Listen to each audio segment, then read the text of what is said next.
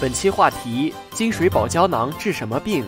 黄世静，中国中医科学院广安门医院中医老年病科主任医师。主要作用呢就是补肾，那么米津益气，主要是还是补肾，包括了补益肺肾。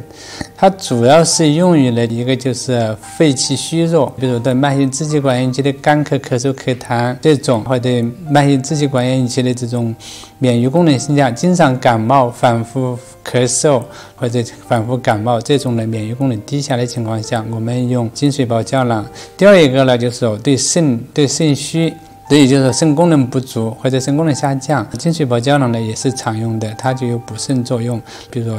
遗精啦，或者精气不足啦，或者遗精化精，这些都是可以用的。还有本身现代西医的肾功能不足，包括肾炎这种，包括尿蛋白，都可以用金水宝胶囊。对免疫功能低下的病人，通常也可以用金水宝胶囊。还有呢，就是说，因为它提高免疫嘛，对一些肿瘤，尤其是好多肿瘤做辅助治疗呢，金水宝也用的比较广泛。